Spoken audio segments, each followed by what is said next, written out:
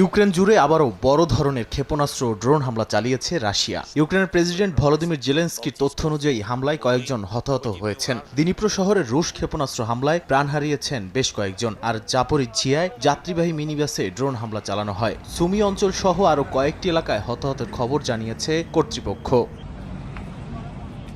নতুন এই হামলার পর ইউরোপের প্রতি আবারও আকাশ প্রতিরক্ষা জোরদারের আহ্বান জানিয়েছেন জেলেনস্কি। বিশেষ করে ব্যালিস্টিক ক্ষেপণাস্ত্র প্রতিহত করতে সক্ষম নিজস্ব প্রতিরক্ষা ব্যবস্থা ও ক্ষেপণাস্ত্র উন্নয়নের উপর গুরুত্ব দিয়েছেন তিনি। রাশিয়ার হামলায় 8টি অঞ্চলে বিদ্যুৎ সরবরাহ ব্যাহত হয়েছে, যা দেশটির জ্বালানি অবকাঠামোর উপর অব্যাহত চাপেরই আরেকটি উদাহরণ।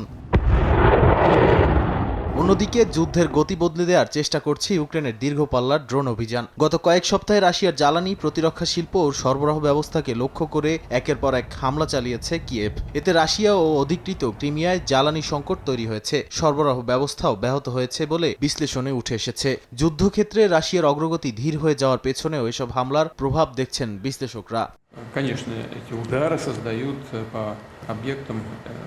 তবে পরিস্থিতিকে সাময়িক বাধা হিসেবেই দেখছেন রুশ প্রেসিডেন্ট ভ্লাদিমির পুতিন। ইউক্রেনের ড্রোন হামলায় জ্বালানি সংকটের কথা স্বীকার করলেও যুদ্ধ থামাতে কোনো ধরনের ছাড়ের ইঙ্গিত দেননি তিনি। ক্রেমলিনও বলছে রুশ বাহিনীর অভিযান অব্যাহত থাকবে এবং শেষ পর্যন্ত নিজেদের লক্ষ্য অর্জনে তারা আত্মবিশ্বাসী। তবে যুদ্ধ দীর্ঘায়িত হওয়ার সঙ্গে সঙ্গে রাশিয়ার অর্থনীতি, জ্বালানি সরবরাহ ও জনমনে চাপ বাড়ছে।